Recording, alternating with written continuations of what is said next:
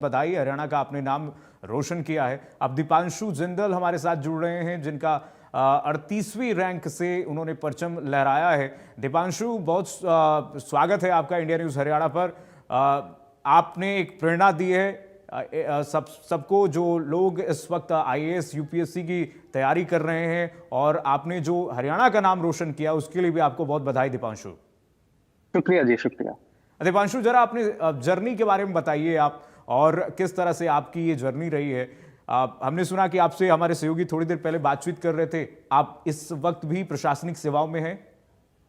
जी जी, मैंने Haryana civil services परीक्षा last year clear करी थी विद रैंक 6, और मैं अभी ब्लॉक डेवलपमेंट ऑफिसर जगाधरी में सर्व कर रहा था। मेरा ये थर्ड अटेम्प्ट था यूपीएससी में। मेरी स्कूलिंग सारी पंजाब से हुई थी, जी। और फिर मैंने college Shri Ram college of commerce graduation करी, मैंने बीकॉम ऑनर्स किया, फिर मैं इसकी तैयारी में जुट गया। ये मेरा थर्ड अटेम्प्ट था और सेकंड इंटरव्यू थी यूपीएससी में।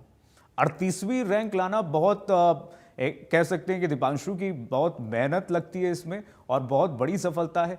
आप ऐसा समझते हैं कि 38वीं रैंक आपको ये तैयारी का आभास था कि 38वीं रैंक आ जाएगी? देखिए, तैयारी तो हम उसी लिए करते हैं कि हमारा अच्छे से अच्छा रैंक आए, पर 38वां रैंक काफी अच्छा रैंक है। पर मैं जरूर ये कहना चाहूंगा कि लास्ट ईयर भी मैंने इंटरव्यू दिया था और मेरा जी। लिस्ट में नहीं था नाम, और अभी मैंने और मेहनत करके ये रैंक हासिल किया है। बाकी जो सभी बच्चे हैं, काफी बच्चे हैं जो इंटरव्यू अभी उन्होंने दिया होगा, 2000 कम से कम बच्चे होंगे जिनका रैंक नहीं आया होगा।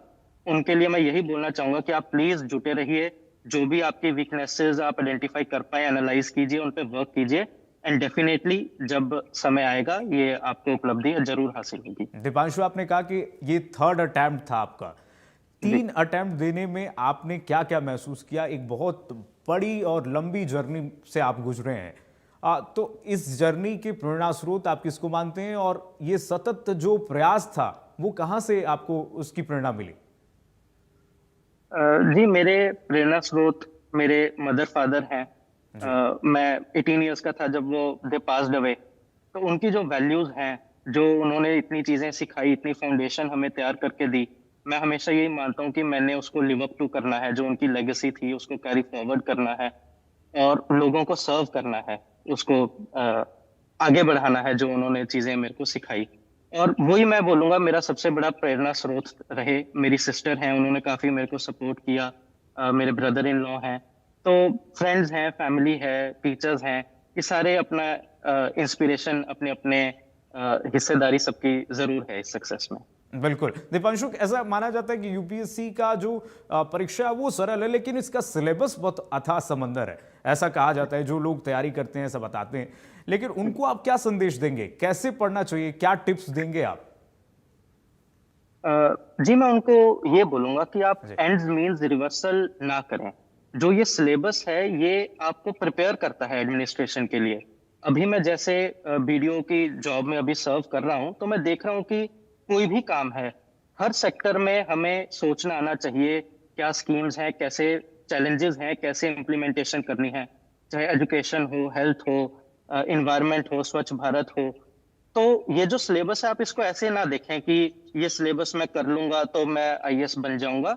आप ये देखिए कि ये सिलेबस आपको तैयार कर रहा है उस सर्विस के लिए।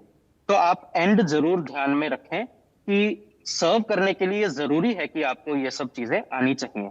तो उससे उस वे में अगर आप इसको अप्रोच करेंगे तो आई थिंक आपको उतना डिफिकल्ट ये चीज नहीं लगेगी।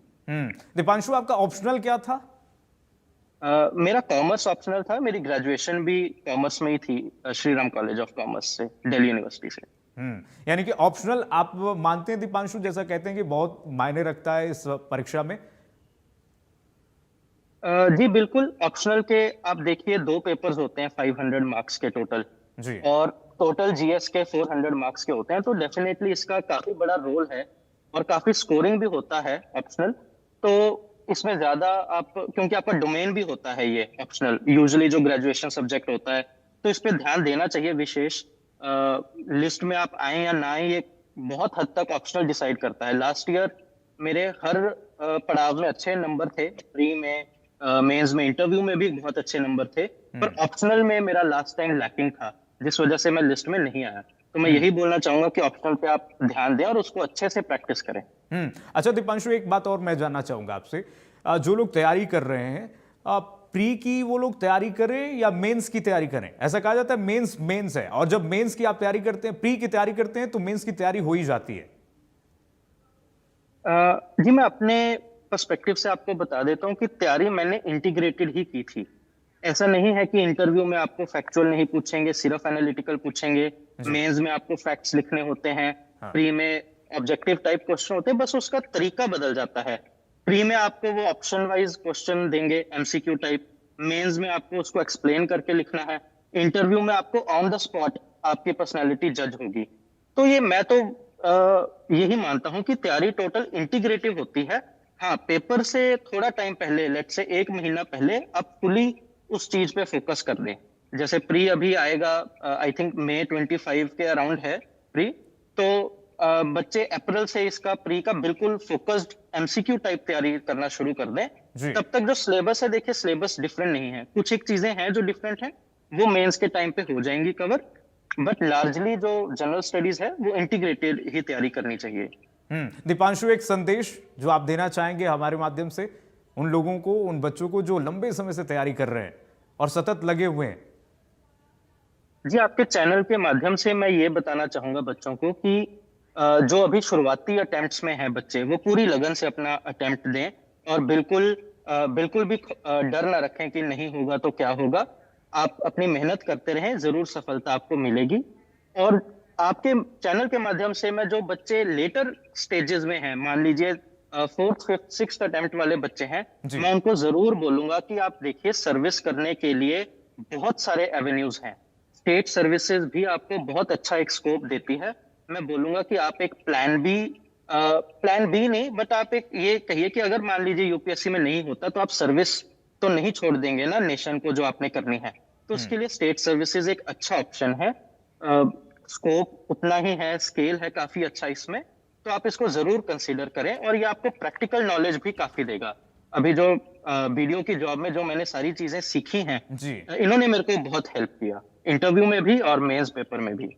चलिए, बहुत अच्छा सुझाव आपने दीपांशु दी, और मुख्यमंत्री के भी संदेश आपको मिले होंगे, शुभकामनाएं मिल रही हैं लगातार। एक बार फिर से इंडिया न्यूज़ हरियाणा की तरफ से आपको बहुत बहुत शुभकामनाएं आपके उज्जवल करियर के लिए दीपांशु, और इंडिया न्यूज़ से जुड़ने के लिए बहुत बधाई आपको और बहुत शुभ